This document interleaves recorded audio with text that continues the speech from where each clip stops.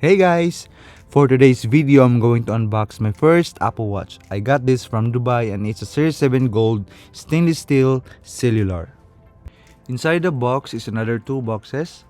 One box has the watch itself and the other box contains the band.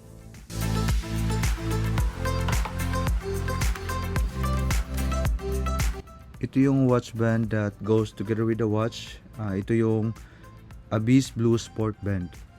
So, mayroong dalawang sizes na kasama, small to medium and medium to large. So, ikaw lang pipili kung ano yung sakto sa wrist mo.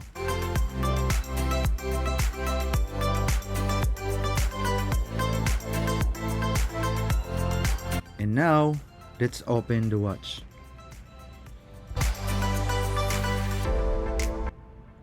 So, yan yung paperworks niya. Diyan nakalagay yung mga basic na instructions regarding sa do's and don'ts. So, importante yan kasi may isang senaryo na tinusok niya yung butas doon sa gilid ng Apple Watch kasi akala niya SIM card slot. Yung pala microphone. So, importante yan na basahin para malaman mo yung mga parts ng watch. And then yung charging cable niya, 33% faster than Series 6.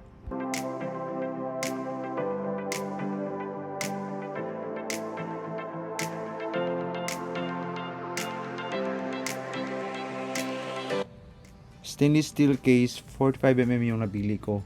Stainless steel kasi mas matibay siya compared to aluminum. So hindi siya masyadong prone sa mga scratches and paint chipping. So in short, mas durable siya. Watch pa naman, so prone talaga yan sa mga bangga-bangga.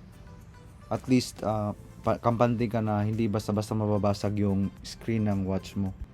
And to install the band, meron naman yun siya instruction doon sa box niya. So yan, ipasok ko na yun siya dyan. And when you hear the click sound, pasok na yung band, pwede na yun. Hindi na matatanggal yun. So yung screen naman, over 50% more screen area siya compared to Series 3. So almost edge to edge display na yung screen mo. So about sa pag-setup, i-scan mo lang yung parang code ng watch sa iPhone mo and then sundin mo lang yung instruction kasi meron yung step by step doon. And then after that, you're good to go and welcome to Apple Watch community.